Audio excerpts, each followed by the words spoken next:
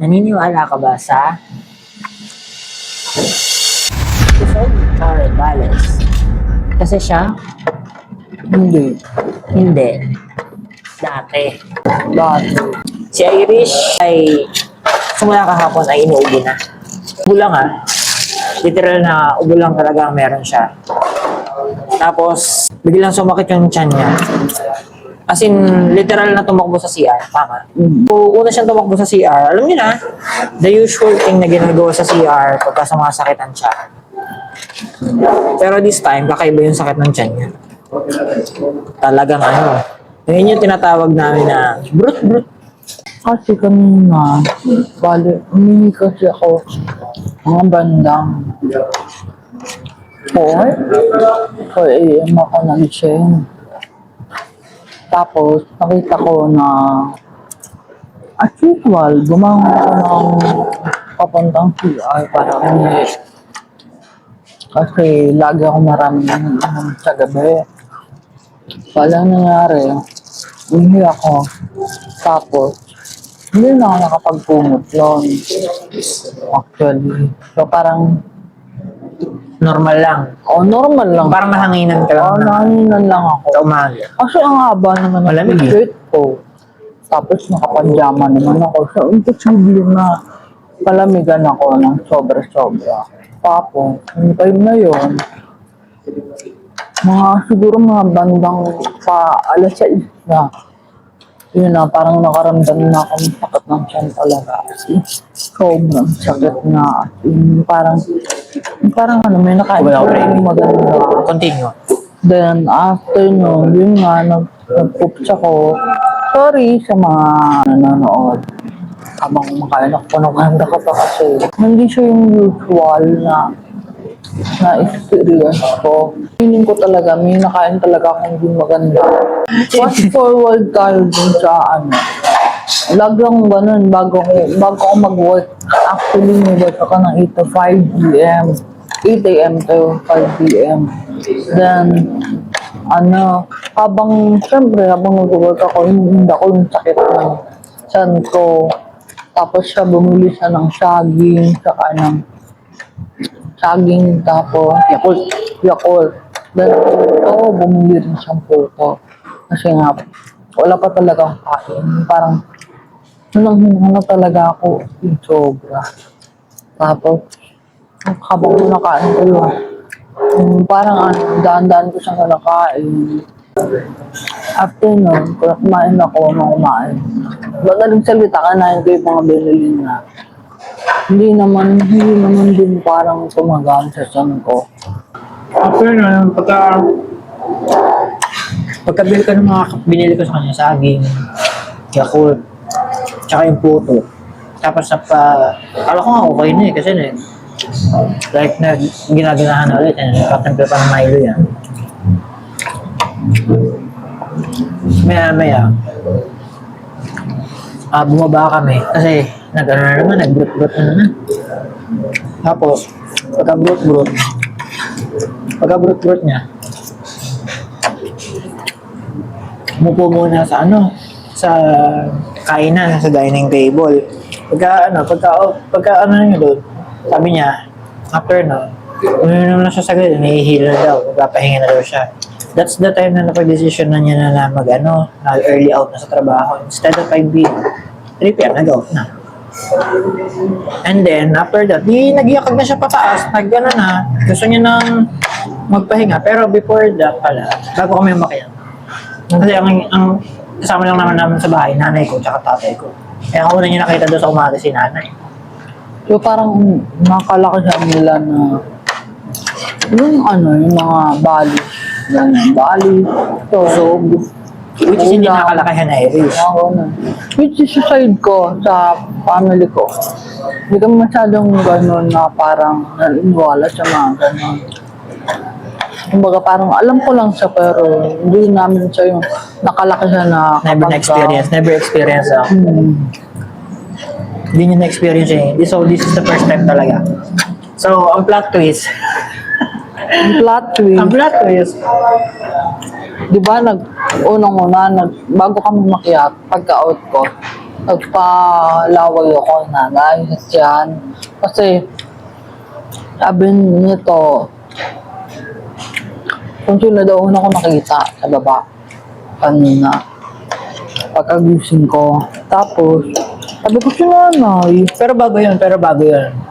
Ano yung pakiramdam? I mean, nung hindi ko pa time na sinasabi na nabalis ka, anong pakiramdam? Sobrang nangina na ako. Ano pa? Bukod doon, Nahihilo ko. Tapos, yung pawis. tapos yung bawit ko, sobrang lamig.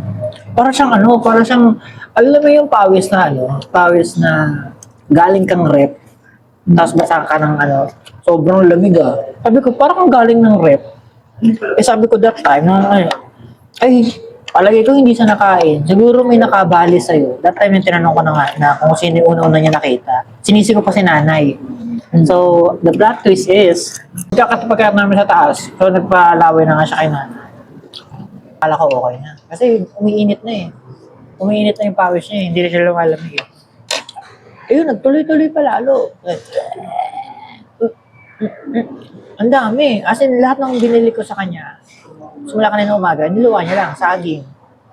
Yung Puto. Milo, puto. Naging shake-shake na siya. Puto, saging, Milo. Ano pa? Yung Yakult. Siguro may kasama yung Yakult na. Ayun, after noon, sabi ko, wala pa rin. Sabi ko, susugod ko na sa ospital. Sabi ni nanay kanina, baka naman daw, ako yung nakabalis. Sabi ko, patanggi-tanggi pa ako. Paano ako makakabalis? Magkasama na kami, sumala kahapon pa. Hindi naman ako gutom. Sabi ko, wala naman masama kung ako naman yung maglalaway. Di yun, sige nga, sabi ko sa'yo, di ba? Sige nga, ako nga balaway, baka naman ako talaga, wala naman mangyayari, wala naman. Sige, laway, plak! Sign up the cross. Ayun nga, marami nga sa inyo, siguro, hindi naniniwala. Gaya niya, hindi Tapos, naniniwala. after nun, nung nilawayan niya na ako. Sabay hipan, blow. Oo, hinipan niya. Tapos, yun kasi yung nakalakihan nila eh. So, parang, yung parang kamwat na lang siya. Then, after nun, tulog na ako kasi nga, maaga naman ako mag-out sa trabaho. Tapos, yun, pag-agising ko, okay na ako. Kumbaga, siya pa lang talagang Bandang huli ako pala Nakabalos nakabalos eh. mm, Saka sabi ko na kailangan kakain talaga sa umaga eh. Kasi kanina umaga, gutom ako kasi umalis muna ako. Hindi na, kasi lagi yung sabay nito kumakain. Gutom na ako. Gutom na ako pero gusto kong, may naasikaso kasi kaming importanteng bagay. Inunan na kasi yung Importante kasi talaga yun. Kahit wala akong kain, kailangan ko yung asikasuhin. Yun talaga yun. ganun kasi siya, naiinda niya yung gutom. Kaya kong indahin eh. Tapos, Kaso lang, may nadali pa. Bandang huli. yun na. So, yun, sana may natutunan ko sa kwento na ako first time ko lang talaga nangyari sa akin. So, parang, Pero ang tanong, naniniwala ka na ba? oo naman, naniniwala naman ako. Bilang kasing lalim ng paniniwala mo talaga. Kumbaga, ano pa lang yun eh. Kumbaga, parang intro pa lang yun eh. Kasi, ano pa yun eh. Kumbaga, kakalala mo pa or related to you. Actually, itong kain namin, first kain namin meal sa buong araw. First meal namin to buong araw. Kasi nga, sobrang talaga. Natatakot ko sa kumain ka nung nagawa ng alam mo, parang nonsense. Parang isusuka niya lang. Pero ngayon, how's your feeling na? Okay na ako. Wala na yung parang urge na parang bubuluwang na etc. So, yun lang. Yun lang, sana, ito ulit yung first vlog namin by the way. So, magtutuloy-tuloy na to ngayon kasi sana magiging malinaw yung quality ng bago nating mic, no? So, yun lang. Salamat sa pakikinig. Salamat sa mga Sana tinapos yung video may napulot ko yung aral sa kwento namin. hindi lahat ng nararamdaman natin ay possible or possibly may katumbas na medical implications or medical. Kasi siya, ang worry niya lagi, parang ang pinaka-laging solusyon na tugod na kita sa ospital. Parang kanina, talaga Tugod na kita sa clinic. Sabi ko, ayoko talaga.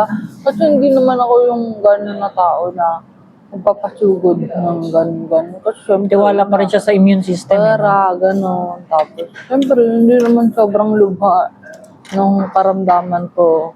Kaya ko pa siyang indahin. Kumbaga, yun. Kumbaga parang, sabi ko, kaya ko naman. Talagang ano lang, manghihina lang talaga ako kanina. So parang, ayun lang. Ang ending, may mga ganun pala talagang medical na hindi mo makukuha sa ospital. Kumbaga, mga ano natin, mga ninuno natin, di ba? Hindi naman sila, wala namang ospital noong unang panahon. Parang, ang mga gamutan lang nila, yung kanilang mga herbal, gano'n. Tapos yung mga paniniwala nila na yung mga albularyo, gano'n. Yun. So, yun lang. Yun lang, talagang kung hindi to tumigil ng kakasuka. Nakailang plastic ka ba nun? 4? No, 4 na malalaking plastic. Kung hindi to tumigil, talagang dehydrate to, for sure. Kasi pati tubig, liquid, niluluwan nila, sinusuko lang. So again, salamat sa inyong panonood. Salamat sa pagtapos ng vlog nito. And see you again on our next vlog. Bye-bye.